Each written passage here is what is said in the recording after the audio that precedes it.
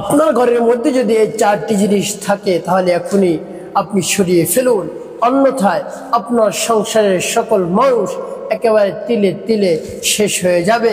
আপনার সংসারের মধ্যে শুধু অশান্তি লেগেই থাকবে, কোনোভাবেই সুখ আসবে না এবং আপনি নামাজ রোজা করেও সেই নামাজ রোজা মহান রব্বুল আলামিনের কাছে পৌঁছাবে না, একেবারে বিফলে যাবে, ফলাফল শূন্য হবে। তাই সেই চারটি জিনিস কি কি আমি আপনাদেরকে বলে দিচ্ছি। তো প্রিয় ভাই বোনেরা, সেই চারটি জিনিসের যে কোনো একটি থাকলে আপনার দোয়া মহান রব্বুল আলামিনের কাছে কবুল হবে না। যতই কোরআন তেলাওয়াত করেন, তাহাজ্জুদ পড়েন, তারপর জিকির আজকার করেন, কোনো কিছুই মহান রব্বুল আলামিনের কাছে পৌঁছাবে না যদি আপনার ঘরের মধ্যে এই চারটি জিনিস থাকে। তো প্রিয় ভাই বোনেরা, এই চারটি জিনিস কি কি আমি আপনাদেরকে বলে দিচ্ছি। এর মধ্যে এক নম্বর হলো, আপনার বাসা বাড়িতে যদি কোনো ছবি থাকে, আপনার বাসা বাড়িতে যদি কোনো ছবি থাকে, হয়তো দেখা যায় অনেক সময় মা বাবাকে আপনি অনেক ভালোবাসেন, তারা যদি মৃত্যুবরণ করে তারপর তাদের ছবিটা আপনি টানিয়ে রাখেন, এবং অনেক সময় দেখা যায় সন্তানের ছবি অ্যালবাম করে তারপরে ঘরের মধ্যে টানিয়ে রাখেন দেখার জন্য, সবসময় যেন আপনার ভালো লাগে। তো এভাবে মা বাবার ছবি যদি আপনার বাসা বাড়িতে টানিয়ে রাখেন, তার স্মরণে যদি আপনি এভাবে তাদের ছবি টানিয়ে রাখেন, তাহলে আপনার ঘরে কোনো ধরনের রহমতের ফেরেশতা আসে না, বরকতের ফেরেশতা আসে না, রিজিকের ফেরেশতা আসে না। তাহলে আপনার ঘরের মধ্যে শুধু অশান্তি আর অশান্তি, কোনোভাবেই আপনার ঘর থেকে অশান্তি দূর হয় না, শুধু অশান্তি লেগেই থাকে, অভাব অনটন লেগেই থাকে, রোগ ব্যাধি যা রয়েছে সব কিছু আপনার ঘরে লেগে থাকে শুধু ঘরের ছবি থাকার কারণে। তো আপনার ঘরে যদি থাকে ছবি, এখনই ফেলে দিন।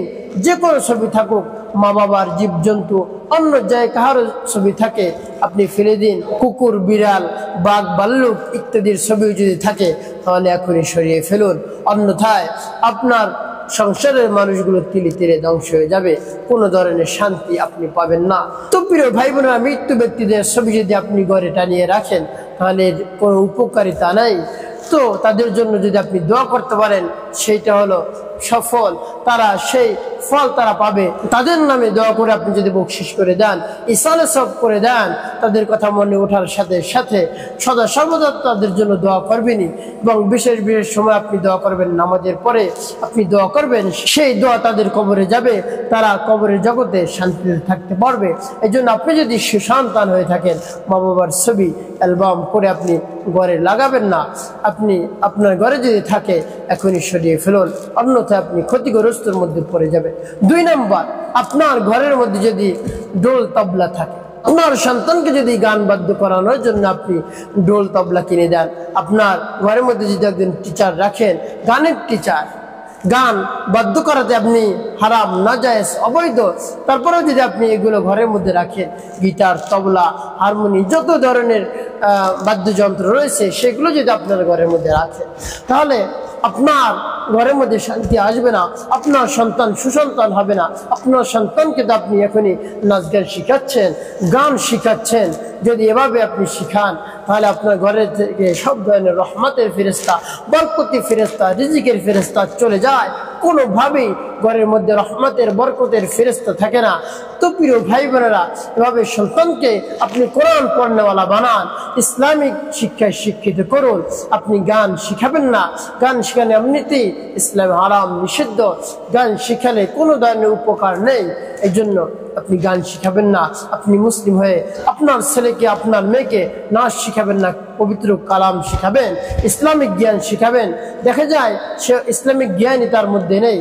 দেখা যায় যখন মা বাবা বৃদ্ধ হয়ে যায় তখন তাদের কোনো ধরনের খেদমত করে না, সেই সন্তান মা বাবার কোনো ধরনের কাজে আসে না, সেই মা বাবাকে বৃদ্ধাশ্রমে রেখে আসে। তো প্রিয় ভাই বোনের, এভাবে সন্তানদেরকে এভাবে গিটার, তবলা, হারমোনি কিনে দিবেন না, এর মধ্যে কোনো ধরনের বরকত আসে না, রহমত আসে না, শুধু আপনার ঘরে অশান্তি আর অশান্তি। তারপর 3 নম্বর যে জিনিসটি থাকলে আপনার ঘরে ফেরেশতা আসবে না, রহমতের ফেরেশতা আসবে না, নামাজ রোজা করলেও আপনার নামাজ রোজা মহান রব্বুল আলামিনের দরবারে কবুল হবে না, সেটি হলো আপনার ঘরে যদি ঘন্টি থাকে, সেটা হলো দেখা যায় হিন্দুদের মন্দিরে দেখা যায় ওইগুলো অনেক সময় বাসা বাড়িতে এনে রাখে, সেই ঘন্টি যদি আপনার বাসা বাড়িতে থাকে তাহলে সেই রহমতের ফেরেশতা আসবে না, বরকতি ফেরেশতা আসবে না। যদি না আসে তাহলে আপনার ঘরের মধ্যে থেকে সব ধরনের শান্তি চলে যাবে, অশান্তি বিরাজ করবে, শয়তান আপনার ঘরে বাসা বাঁধবে, কোনো ধরনের ফেরেশতা আপনার ঘরে থাকতে পারবে না। তারপর 4 নাম্বার যে জিনিসটা আপনার ঘরে থাকলে সাথে সাথে ফেরেশতা চলে যায়।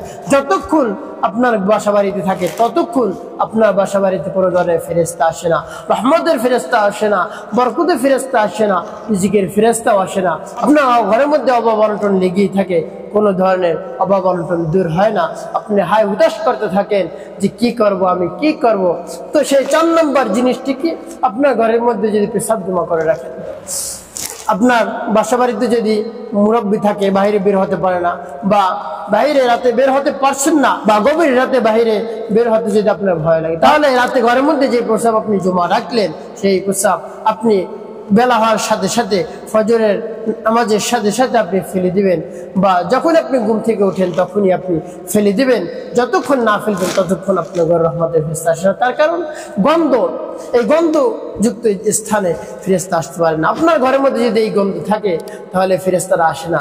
ফেরেশতারা গন্ধ আশপাশে যেতে পারে না, তারা কষ্ট পায়, এই জন্য রহমতের বরকতের ফেরেশতা থাকে না, তারা দূর দূর হয়ে চলে যায়। তো প্রিয় ভাই বোনেরা, এই 4টি জিনিসের মধ্যে যে কোনো একটি জিনিস আপনার ঘরে যদি থাকে, বাসা বাড়িতে থাকে, এখনই আপনি ফেলে দিন, এখনই আপনি পড়িয়ে ফেলুন, এখনই আপনি ভেঙে ফেলুন। তো প্রিয় ভাই বোনেরা, এভাবে যদি আপনি সতর্কতা অবলম্বন করতে পারেন, আপনার ঘরে কোনো ধরনের ছবি থাকতে পারবে না, কোনো ধরনের ছবি থাকবে না, জীবজন্তু তোমার মানুষের কোনো ধরনের ছবি থাকতে পারবে না, ঘন্টি থাকতে পারবে না, গিটার, তবলা, ডোল কিছু থাকতে পারবে না। তারপরে আপনার সকাল হওয়ার আগে আপনার ঘর থেকে প্রস্রাব ফেলে দিবেন, জমা করে রাখবেন না। এভাবে যদি আপনি সতর্কতার সাথে চলতে পারেন, অবশ্যই আপনার সংসারের মধ্যে শান্তি আসবে, রহমত আসবে, বরকত আসবে।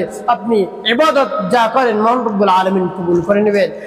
দোয়া কালাম যা করেন, ইবাদত বন্দেগী, কোরআন তেলাওয়াত, জিকির, আজকার, নামাজ সবকিছু মহান রব্বুল আলামিন কবুল করে নেবেন।